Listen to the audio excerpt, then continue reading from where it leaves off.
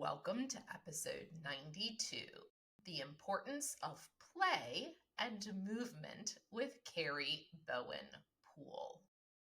Karri Bowen-Poole is the founder of Smart Playrooms, a high-end luxury educational playroom design firm in New York, and Project Playroom, an online e-commerce store that sells stylish and sensory-rich active play equipment and products. So welcome to the podcast, Karri. Thank you so much, Amelia, for having me. I'm really excited to speak with you today.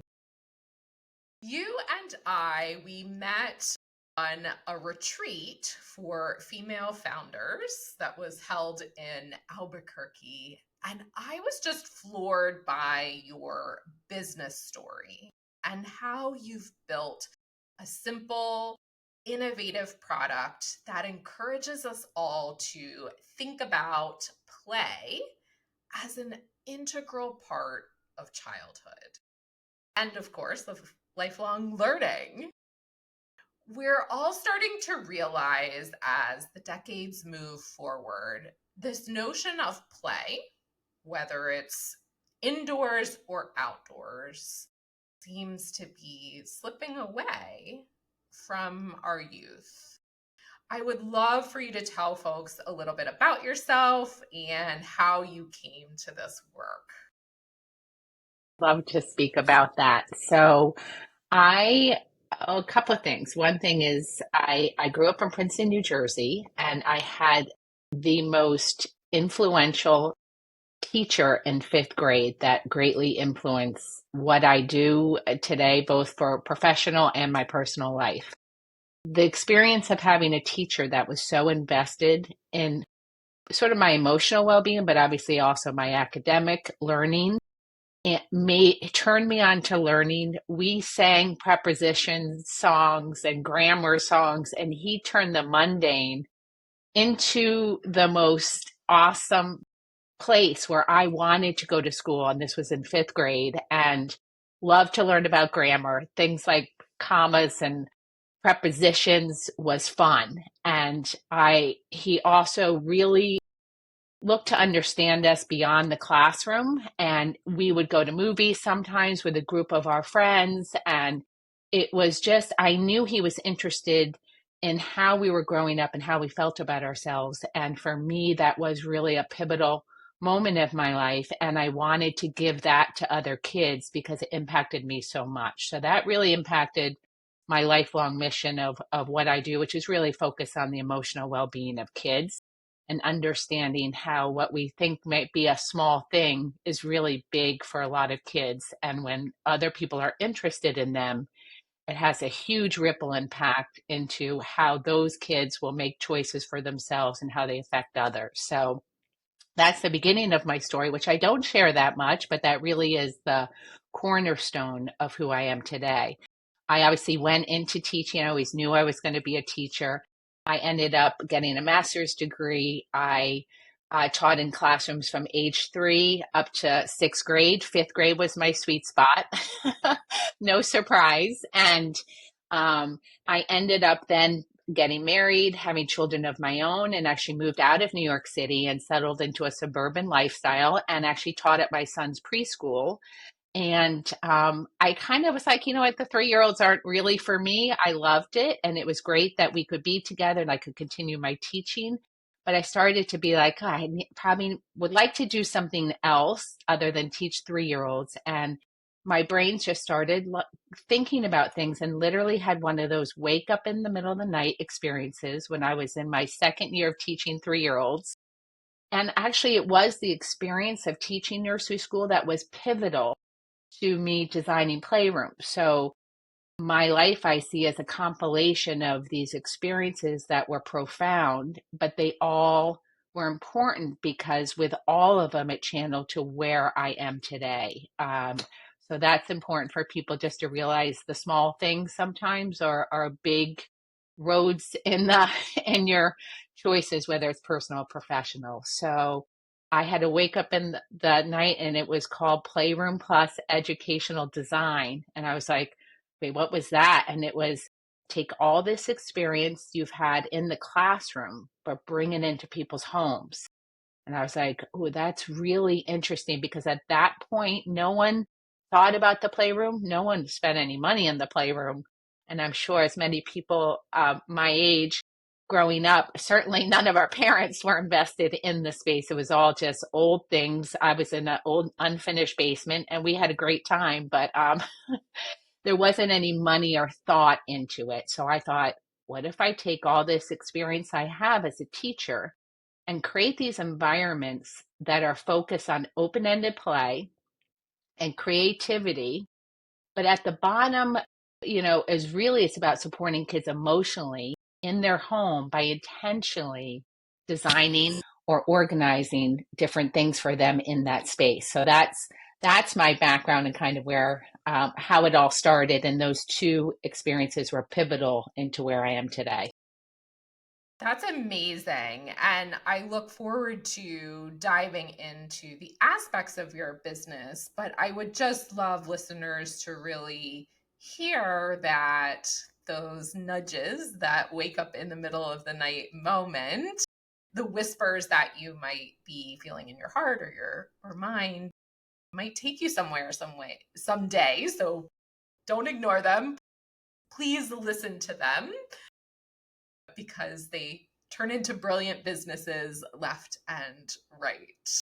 So, Karri, I start all of my conversations by asking my guests, what did organization, whatever that means to you, look like during your childhood? And it could be that fifth grade year or within your home.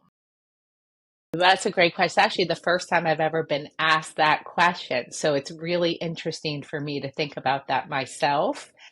So going back to my home in Princeton, New Jersey, where I live with my brother and sister, it was an extremely organized home. And it's interesting because I guess I've carried those same tenets of organization and through my life, and it wasn't the experience that my life was chaotic and cluttered and then I decided to do something different. I've actually continued it. My mom was really into sports and movement, which is kind of interesting too as I'm thinking about that. And we spent so much time focused on playing sports and doing things as a family. I remember playing football out in the yard all the time, and I love that. And we would just be kind of running around the neighborhood, but we would do things with my parents as well. And she was definitely no non-shopper. She would not, it would be hard to get new outfits for the new year, which would just, I remember, a little frustrating in middle school when things are important about how you look. Um, but we did not go on shopping sprees. She was not someone to keep purchasing things. And I would say today I'm very similar to that. I'm very organized, more of a minimalist. My kids would all say going shopping is not what I love to do. It's not my favorite thing. And I look back on my childhood and those tenets of the streamlined organization, not purchasing things that you really don't need, and having a cluttered environment have continued with me to this day. And I would say I'm very much a minimalist. It's so fascinating to hear all the different responses because we can see some of those threads that come through from childhood to adulthood, whether we kind of continue what we experienced growing up or work against it. And it sounds like the movement, the outdoor play, and using what you had has really come through.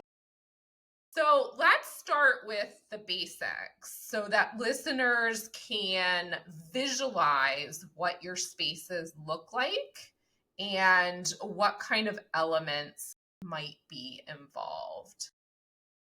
You're both turning homeowners' dreams into reality and stimulating a very basic need of children and their growing bodies.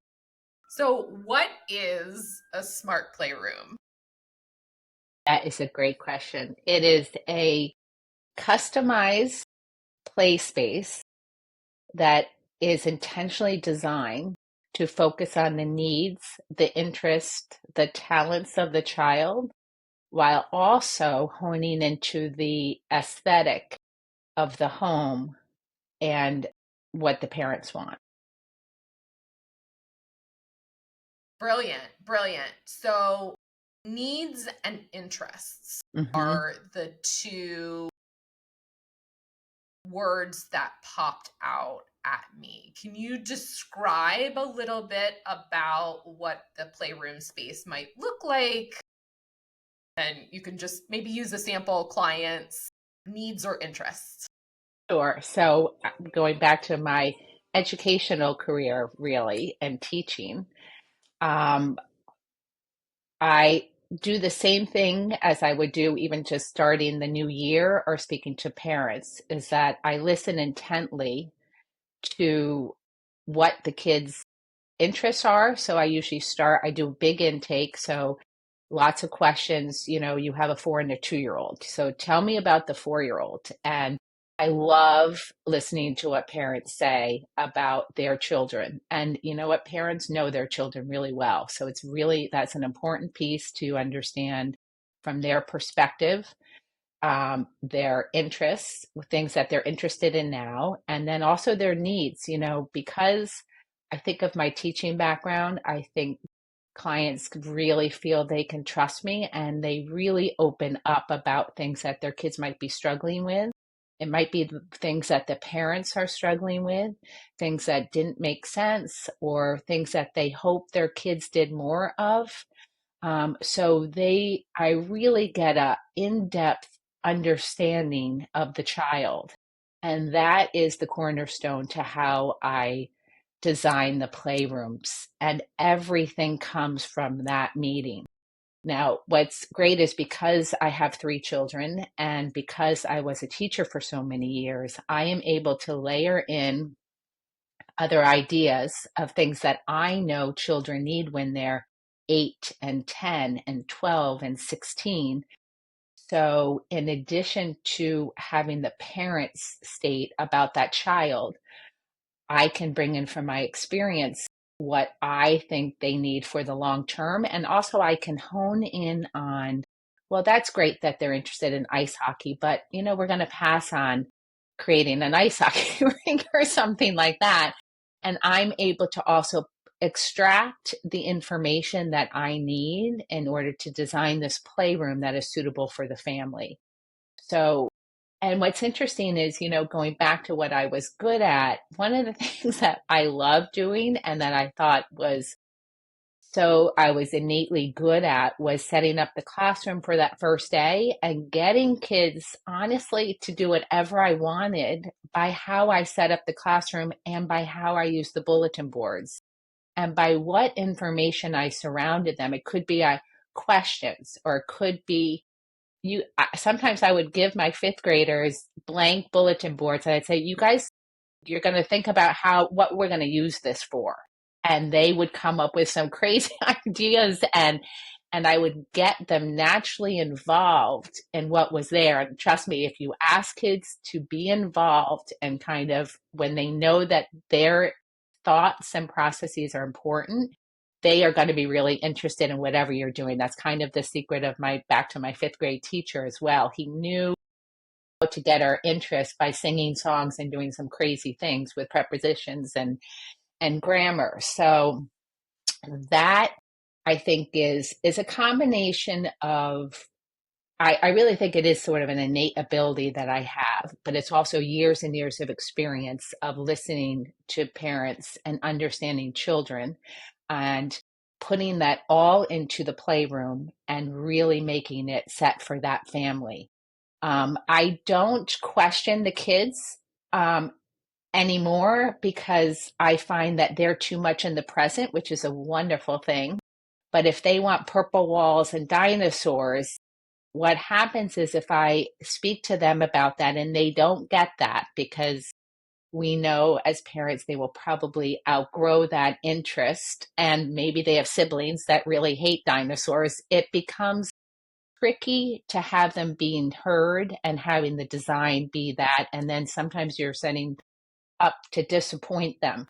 So I stay with just a big intake with the parents and really, again, layer in my expertise when I'm going to think about what I'm going to do in the playroom.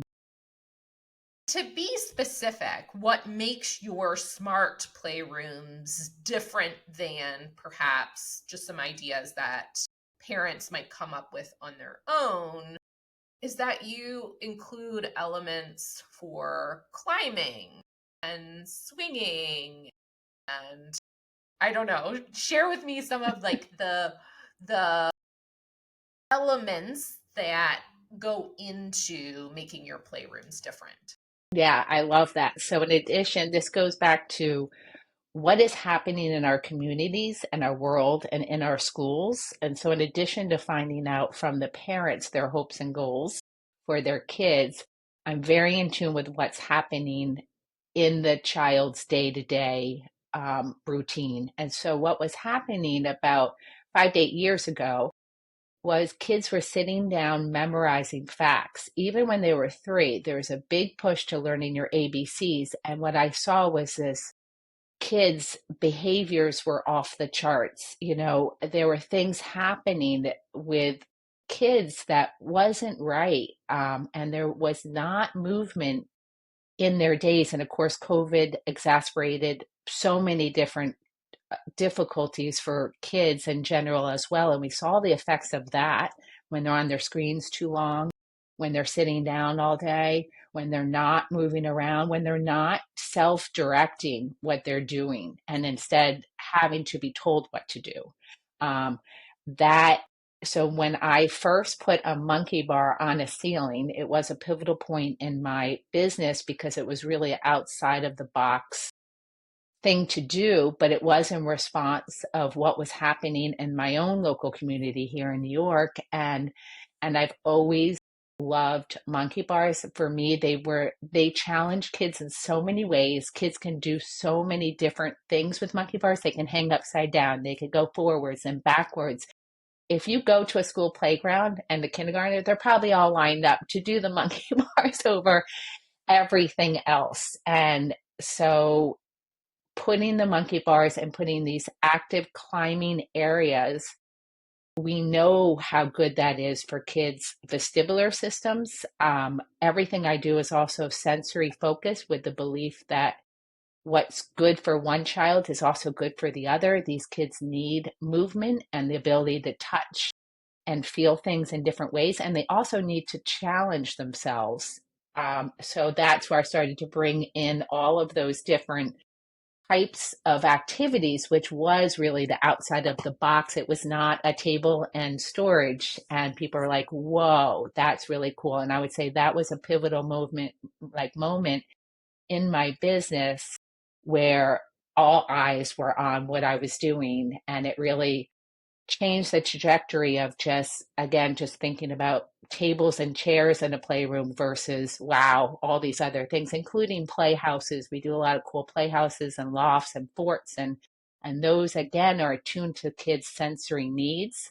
And it also checks the box that we know kids love these things, so I'm looking at a combination of those things as well.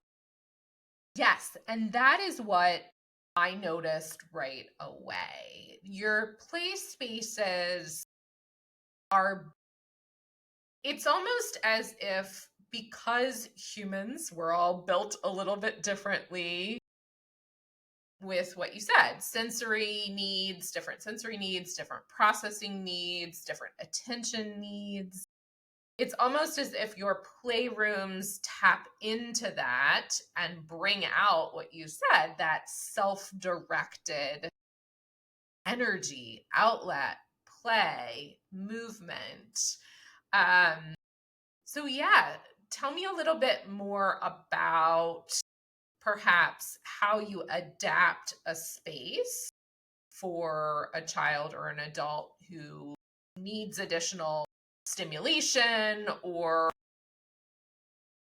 Sure. So one of just the basic ways I do, again, after I get a good understanding of the children and the family, is I sort of back up, look at all the walls, the ceiling, what's on the floor, and this is probably my favorite thing to do is to come up with the initial layout. And we don't, I'm different in the fact that for me, I focus on the activities first.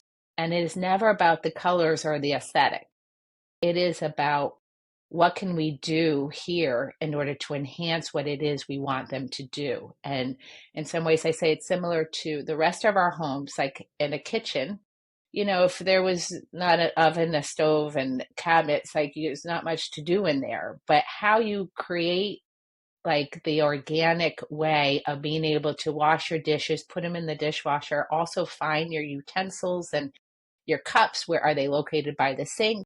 The intentional thought that is apparent in all these other spaces, even in our bedrooms, having a nightside table because maybe you want to read, there's a light, some simple tenets of how we live the rest of the spaces in our home, no one really understood because in the playroom, kind of what to do down there. And still, a lot of people, parents, and other interior designers still are questioned by it. And the only way you can really understand it is by having the background as an educator. And even then, I work in homes of other teachers because they still don't quite understand and look at it the same way that I might, which again is focus on the activity. So I can take all this information, then I can look at the space, and then immediately I'm kind of like, oh, of course, we're going to do this over here. We're going to do this over here, this over here. And honestly, it depends where the playroom is. I might have a different layout if I think it's in the basement versus the third floor versus a first floor. And all of even the location of the playroom and what other spaces are dedicated to play will influence the activities that I do in my space. And so, in addition to what the kids' interests are, in addition to what their needs are, in addition to what the space provides, I'm thinking through again that independent piece, which you kind of mentioned, that self directed piece. So, if it's in the basement, we want it to be more focused on self-directed play and independent play because we understand that as parents, we're not really going to be sitting down there, and nor maybe do we want to because there's so many benefits to kids doing these things on their own. So that might be different than something, say, on the first floor, where it is a little bit more with parental interaction. Maybe it's more games and things that you would do together there. So I think very carefully also about where the space is located, what else is going on in the home, and how this space can enhance what might be in other spaces or how it can be totally different. And so, again, by being able to create the physical, active movement, kind of sensory pieces is really a great way to get the kids to gravitate to something that is unlike any other space in their home and that they can do self-directed independent play and movement down there. So good. And y'all, I will link Karri's website and social media in the show notes. I really encourage you to check out the design and just beauty of the spaces that she creates because that is the impact. You'll see it and you'll be like, oh, I really want one of those. So, Karri, although your business is primarily about design, there are key elements of order and organization built into your spaces as well. Folks can take a look at the images. The placement of items is open-ended, yet I can see they're very intentionally placed so that spaces are also easy to maintain.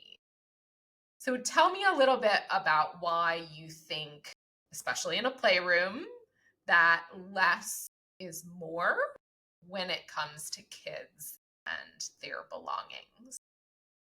Sure, I can talk a lot about that because when I actually started the business, it was only on playroom organization. So I had my hands in deep in sorting Legos and uh, donating hundreds of toys and materials that weren't age appropriate. So I did that for many years before it sort of ebbed into the design business that it is today. And I am incredibly grateful. And I think it, again, a super important piece of my journey was organizing down to where the pencils go and where the color and how do I make that accessible for the kids into my play spaces. So it was a huge part of it. It still is a huge part. For me, the focus is on independence, as you mentioned. The key to the Playroom organization is creating systems that kids can maintain themselves. So it can't be too complicated and it can't be hidden. It needs to be out and about. So if we, and I look at it too, if I want kids to be creative in their art area, well, you need to have everything that they can do for creativity at their fingertips, and they need to be able to see it. What kids see is what they do. And a good example of that is if you just leave a cards or a game or something the kids haven't seen in a while, just even on the kitchen table, they're 99% of the time, if it's something they like, of course, they are just going to start to open it and play it. This is a great technique when you have play dates over, when your kids are young, when you still may have to direct or put out some things for them. But we did that as teachers too. So this isn't about organizing things and hiding everything. It is, and having mom try to find everything or dad. This is about creating systems that the child can find everything and that you're able to even add new things, adding just a little tape and some different types of pens as the kids get older to an art studio and making it, they're going to create something different, adding just simple glue. The art area is something I really love because I think today we're also in this process versus product, like the product and what the end result is so much more important than actual the process. And you see it in some of what the kids bring home from art classes in, public or private schools, where they're proud of what it looks like at the end. Well, to me it's about the journey, and I am a big, and that's the same with anything. I want to emphasize the process, and it's more about kids making decisions. What are they going to create without any help from us? And I want to create these spaces, whether it be Legos, movement, even the monkey bars. It's like, you figure out what you want to do here. I'm going to set it up intentionally with even an art area with maybe a pegboard. Everything's nice and organized and the materials are there. You have a nice big open table. So you have everything at your fingertips, just like we do in the kitchen. If we want to cook, we need to have pots and pans and we need to have some food in the refrigerator. Um, so it's the same idea. Set up the basics where they have everything. They need paper. They need easy access to paper. And, if they don't have paper, it's not going to go so well in the art studio. So think about those basic things they need and then let them go. And it doesn't matter what it looks like at the end. And in fact, the cognitive processes that the kids are going through of making a decision, this is what I want to do, then figuring out what they need in order to do that. I need this from here. I need to get the paper over there. Actually, I'm going to do a book, so I'm going to get the stapler. And then what the topic is. And then going through, those are the things you want to celebrate and encourage. Because those, when you think about lifelong learning and where we are as adults, this is a great thing to think about too. What is it that makes adults successful? And it's basic things: curiosity, the ability to get things done, to have a checklist and actually execute it, to problem solve. We're constantly set up with different things no matter what we're doing. And confidence, do as adults, can we take new risks? Can we try something different, even if it's in our personal life or in our professional life? So those same pieces that we know are so important as adults, you want to take those same characteristics and ask yourself, how could I help my child sort of hone in on those skills? And independent risk taking and successes breeds a certain confidence. And I always say you could see those kids sometimes on the playground who are the natural leaders, like, follow me, I got the ideas. um, Love you that. you see it on the playground, so you can instill those in a monkey bar area, a climbing area, a reading area, even just letting your kids look at new books and do what they want with them, and having a dry erase board even by a reading nook, playing school or something like that. Let them kind of go with it, and you'll see it builds this confidence that they have. So a long answer to your question about organization, but think through the processes and understand how things are displayed and how easy they are to get to, whether you're about to work or make something in the kitchen. If you didn't have your computer and everything right here in an organized desk area, it'd be very hard for me to have a productive work day.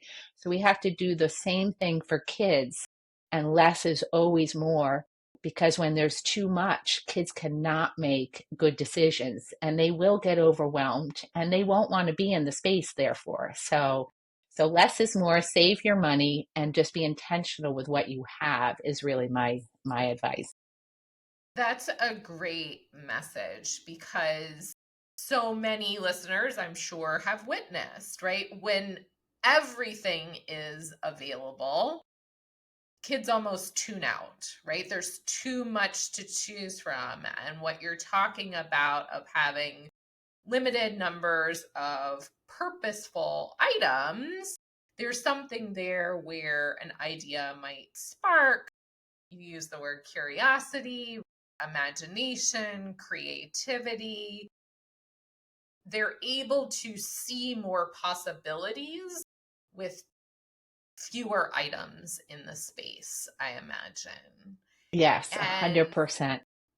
yeah, it's so good. And I think something that we often forget,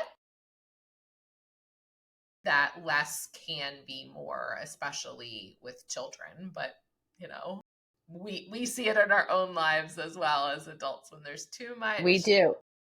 we get And here's this distracted. one other thought with that is tuning into, as parents, we know our kids' interests and when they change. So this is a good example. So you bought the big, thick crayons, and that's awesome. Your child's a toddler. You want them to start to draw. They probably grab it like this at first, but then they slowly go like this. And then you're realizing they're not really using those thick crayons anymore. And then you get the thinner crayons, and then you might move on to the markers. Here's the tip: let go of the thick crayons when they're no longer interested in that. So what happens, I found in playrooms, is that people hang on to everything even when they know their kids are no longer interested in that, with the thought, well, maybe the next child is going to be interested in that, or maybe the friends are, or maybe we as parents are emotionally tied to that because it was the first time they drew a smiley face or something. So you have to let it go and put that away and keep things that your children are interested in out. And that is going to change. The art materials are going to change quite a bit, but get rid of the huge sticker books when all of a sudden they're not into stickers. It's time to move on, and it's exciting to move on to the next steps and let go of some of the things that were interesting maybe for 6 months or a year, but give them things that are really of interest to them and that are age appropriate. And that's the key to having them keep coming back. It's amazing. It's like teaching and organization and design intersecting all at once, just in your Yes. answer. It was so good. Well, Karri, what's one creative way you employ organization now for yourself as an adult? Well, that is a great question. I think for me, this is my office. And for me, these are the colors I love that sing to me. I am still very much in the gray, white color scheme. It makes me feel good. It's a reflection of myself.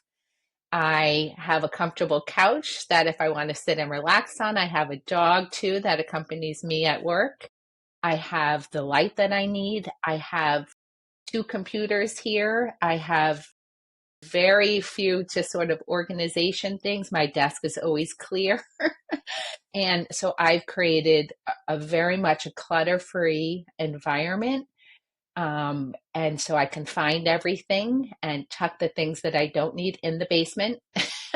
All my samples and everything are not in my office. They are in my basement, nicely organized down there. And here it's just really about feeling good when I walk in. I know where everything is. I feel like the space was made for me. And that is, I often say that to parents, we want this space to feel like it was made for your kids. When they walk in there, I want them to be like, "Ah," and I want them to feel like that when they're 15 too. So I would say those tenants for my own space make me love coming to work every day. And I'm very happy to be here every day. And I think that is really important to love being in your space and making it feel like you and how it feels for you. You're going to have different colors and different things than how it's going to feel for me. So individualize it to suit what makes you feel good and what makes you feel like yourself. So good. You are living the intentionality of your design business and creating a space for you. So I love that. Thank you. Karri, thank you so much for chatting with me. I would love for you to share how folks can check out your past designs and learn about your both your full service and your e-design service and shop your project playroom do-it-yourself elements. Yes, thank you for that. So, smart playrooms are we have two options for design, and you can find most of the information on our website. And also, we are very focused on Instagram, and we have a lot.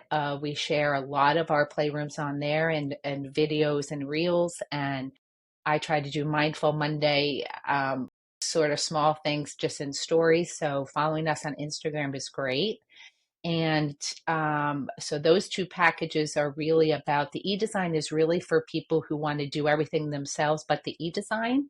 And then the full service is really if you want to hire myself and my team to really do everything for you for the 6 months. I mean, we do everything and you can be checked out and go on vacation. So those are those two options. And then as you mentioned, the store is called Project Playroom. And that is where I've intentionally sourced products that I couldn't find or that I didn't like. It was really hard to find sensory, active, beautiful things that can be customized to your family's aesthetic. We offer black foam pits to purple to pink to tan to whatever color you want. My goal with that was that anyone can really choose a couple of the things that they know have my personal stamp of approval.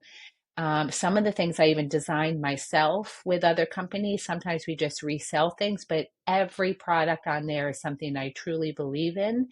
And if you just wanted to get one swing, one are just the monkey bars or just even just a mat, you can just go there yourself, choose the color that you want, and just buy it. And that's an inexpensive way on your budget or just with something that you want, but still getting kind of Carrie's check of approval as far as it's something that your kids are going to love and it's going to look good as well. And it's beautifully made and will last for years. So those are the three different things that we do. And Instagram is definitely the place to really look at what we're doing for both websites. And so it's smartplayrooms.com and Yeah, at Smart Playrooms, am I correct? that's correct. And it's Amazing. projectplayroom.com. And it's actually at Project Playrooms. So it's a little bit different with the S on for that for Instagram, but both of them we're very active on.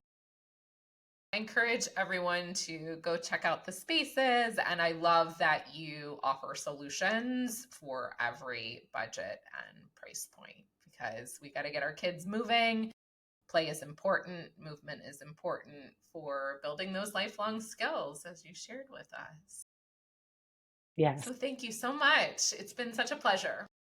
Thank you so much, Amelia. I really appreciate being on here. Thank you very much.